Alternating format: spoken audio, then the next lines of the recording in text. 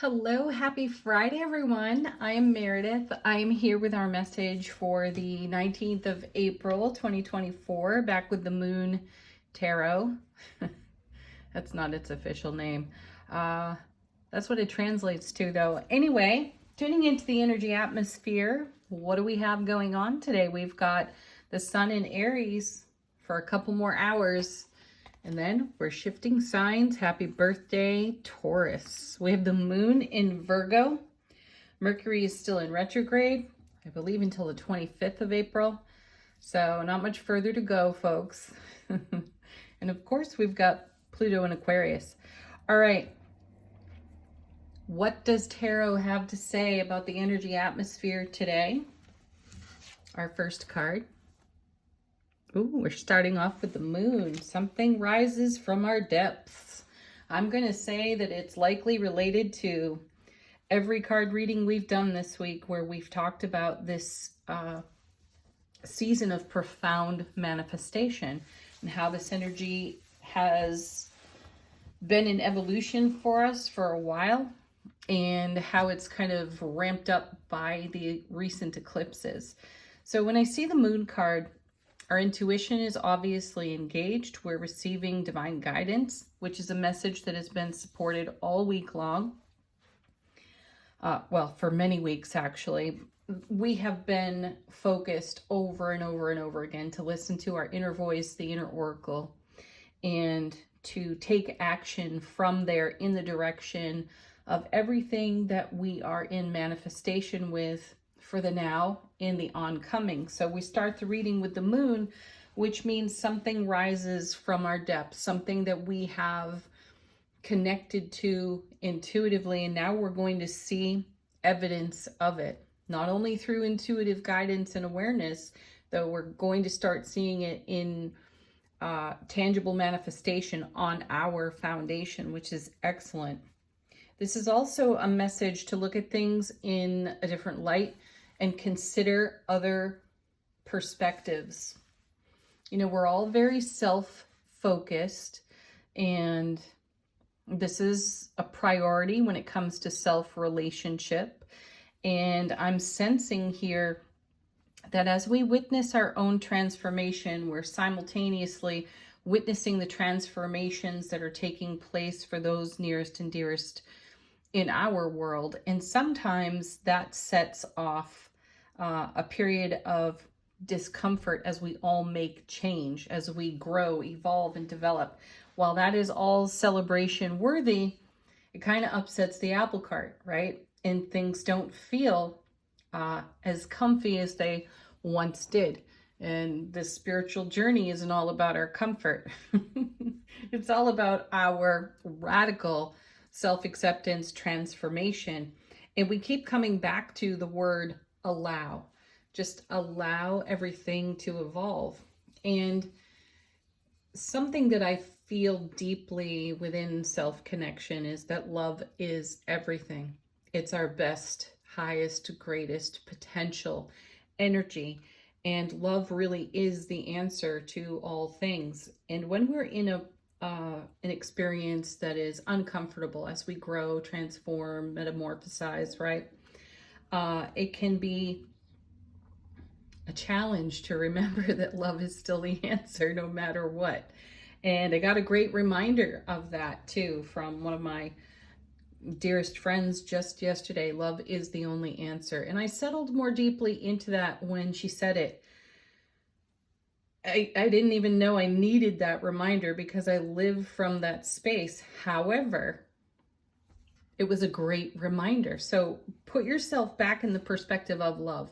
If you have fear, if you are experiencing some temporary fears, they may be rising to transform, to come out of the fear frequency and into the love frequency. And when that happens, it can feel so very real, right? And it's actually a transformational moment.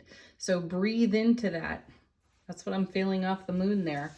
Potent. Wow. Next card is the Star. Yeah, this is everything that we keep the faith for, everything that we nurture in heart space. This is what's rising from the depths off the moon card. How beautiful is that? Though, as I mentioned moments ago, that those temporary experiences of discomfort in the middle of transformation can engage the ego and produce doubt. So breathe through that, reconnect to the faith that you hold in your heart space for everything that you are in manifestation with now and your oncoming. And, having done this myself, I know that it can feel and the experience can be rather complex. So this requires a lot of unconditional love, and it requires a lot of self-validation. Do that for you. Do that for your self-relationship. It's beautiful. And recognize that if you're experiencing some rough edges in other aspects of your life, in connection, communication with your family, with friends, with coworkers, they're also doing some transformational work. So keep your margins wide, keep them broad, and charge the energy atmosphere with unconditional love and allowing for yourself and for everyone around you. Beautiful. We're all in response to the eclipse energy, the rare and uncommon energy, and we're in a retrograde where communication can be a little bit of a challenge. I noticed for myself, I've gone a lot quieter over the past few weeks. I haven't said as much as I might normally. And it's because I'm in this wonderful period of introspection, and I'm validating some things that are just transforming, up-leveling, shifting in frequency. Though I can simultaneously recognize that that is a little uncomfortable for me, and it's probably uncomfortable for the people around me too. All right, next. Wow, look at that. 3 major arcanas. We had this on the bottom of the deck the other day, all major arcana there. So far, we've got 3 on the table, and it's the Lovers. This is about us making great heart-centered choices. We are embracing our vision for the now, for the oncoming, for the ripple effect, and we're upgrading our sphere of influence. It's got transformation written all over it. It's got divine alchemy written all over it. So give yourself a measure of peace. And again, broaden those margins for yourself, because this metamorphosis is profound. It is complex. Old energies are really falling away. And this is a pretty wild ride, and it's bringing to us everything we've nurtured in heart space. So I want to say again, don't give up now. Don't stop now. We're closer than we realize to a fulfillment that I sense has been long fostered in our heart centers. Let's see what's next. Seriously, yet another major arcana, and it's the World. This card's been with us the whole week. And I promise you all, I shuffled the heck out of this deck. All right, so there's the World, reward of all of our prior investment. We're embracing this. This is what's pouring out of all those cups we've been seeing. Lots of fulfillment. And it really is remarkable that as we step into the transformation and metamorphosis of fulfillment, that we can feel wildly uncomfortable. So practice radical acceptance for whatever is right here and right now. This is a beautiful reading. It's bringing a lot of promise in an atmosphere that has been supercharged by everyone's discomfort. Wow, right? So keep a smile on your face, keep your happiness in your heart, recognize that as your fuel for everything that's in evolution now. Allow things to rise from the depths because they're blessings, and they're blessings related to everything you keep the faith for. And here we are embracing it. It is a heart-centered choice to accept all the reward that we have invested in. Whew, let's see what's next. Holy moly, there's the Death card. Wow, all major arcana on the table. I have goosebumps. That's fantastic. Hello, Scorpio energy. This is a very deep energy. This is something that is gosh, go back to when you were 5 years old and dreaming about being an adult, and think of all the wondrous things that you imagined for yourself. Some of what is emerging out of the depths of this moon card is in relationship to the dream that you had when you were so fully in your heart-centered, childlike innocence. Powerful, right? The vision that you may have established or got a toehold on just at that tender age. That's how far this ripple goes. That's how far this transformation is going for us. Beautiful. So something comes to an end. We've certainly seen it this week. We've seen the tower a couple of times. Something comes to fulfillment, comes to an end, and we tear down a tower. And I dare say we're tearing down boundaries that we set on the advice of our ego. So that is what I feel is connected to the tower that we've seen this week. And that's the transformation that the death card's pointing out. That's coming to an end. There's ascension, spiritual ascension energy written all over these cards.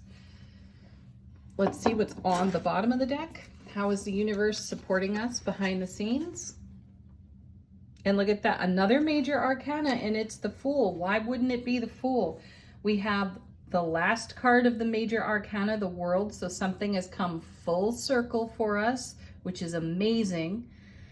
And then the major arcana resets at 0 with the Fool. So here we go on a brand new journey. And one of the core messages on the Fool that I love so much is there's no fear of consequence on the Fool card. You take the leap of faith, Star card. You take the leap of faith. You don't know if there's a safety net. You don't care anymore because you've got enough wisdom and experience, knowledge and spiritual intuition and guidance coming your way to know that when you take the leap, the universe always catches you. So how beautiful is that? This is transformation, setting us free, liberating us from an energy that we can no longer travel with. And that's beautiful, even if it's uncomfortable. Look at this, another major arcana. Now we have the Sun, happiest card in tarot. So we have a new beginning, a fresh start, no fear of consequences, brilliant clarity in our intuitive messages here, intuitive guidance that we're receiving. We have the Sun, the Moon, and the Star down on the table. And the World. Like, just, wow. Talk about success.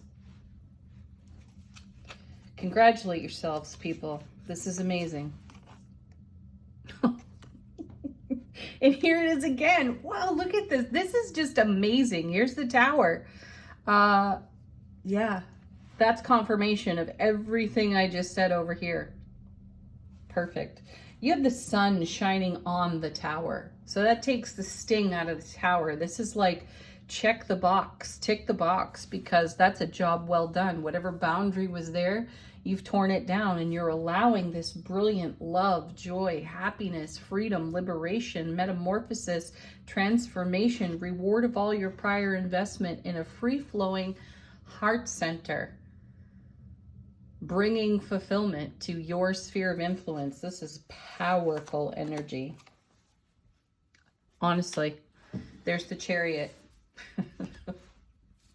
Are there any minor arcana cards in here? We have the Chariot, dynamic momentum, number 7 out of the major arcana. So heaven touches earth by letting go of a boundary, by taking down a wall, and choosing to live in the overflow of all those beautiful cups we've seen. Seriously, look at this. Now we've got the Devil, the Wheel of Fortune.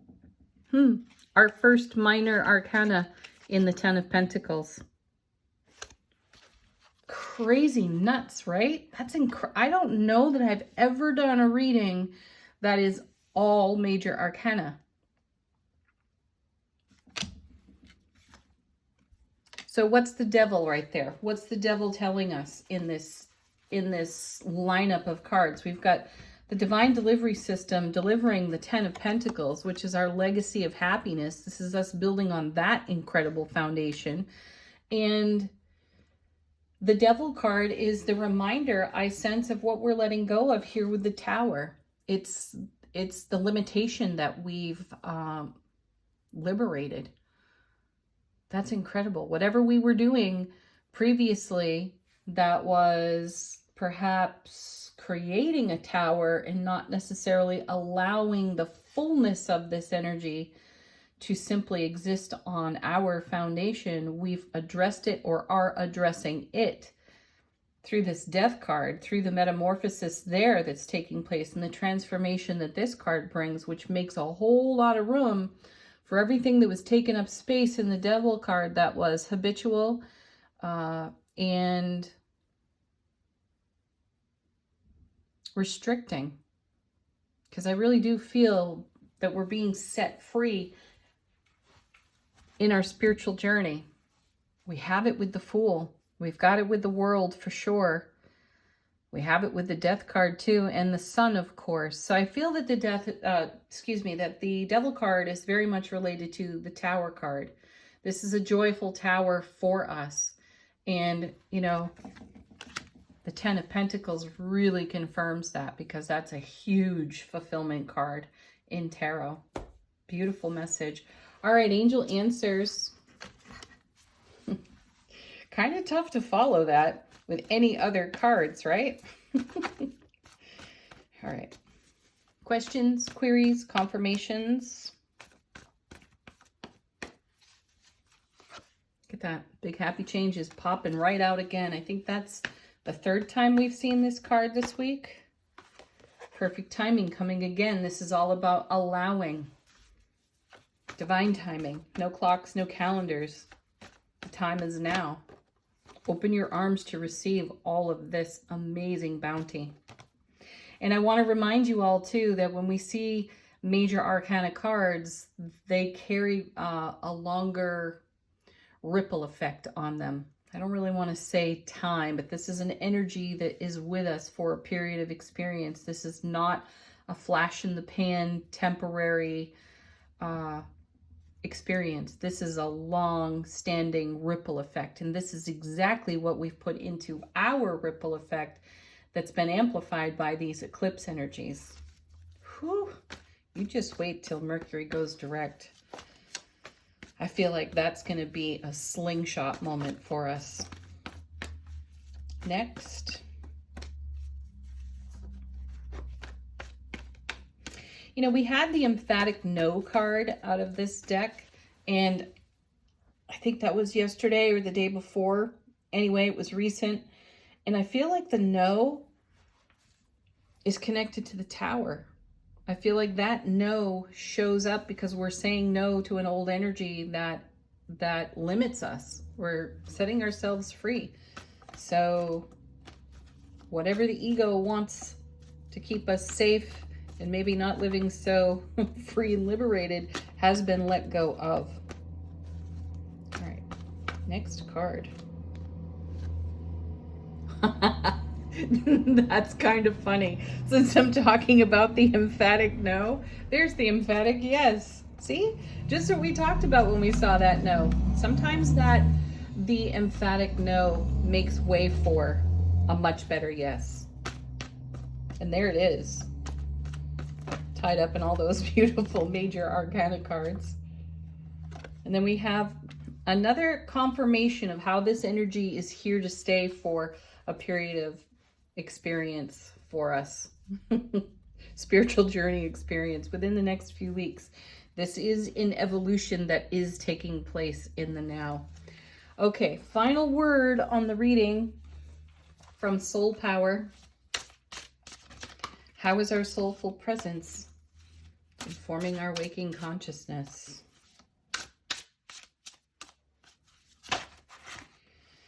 And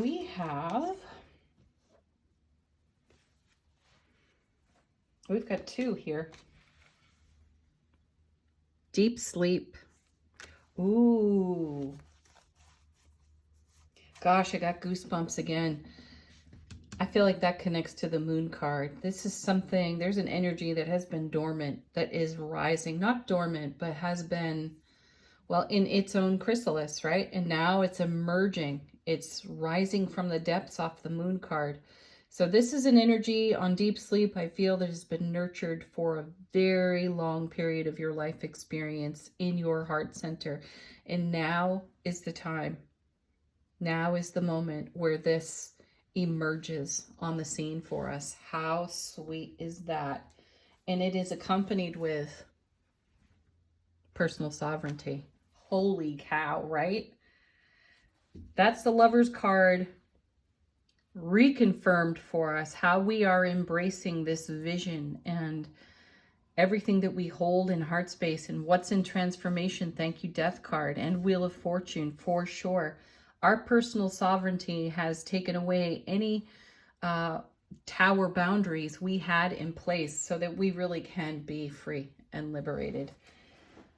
Have a beautiful Friday and a wonderful weekend, everyone. Thank you, as always, for joining me here. Peace, love, light, laughter.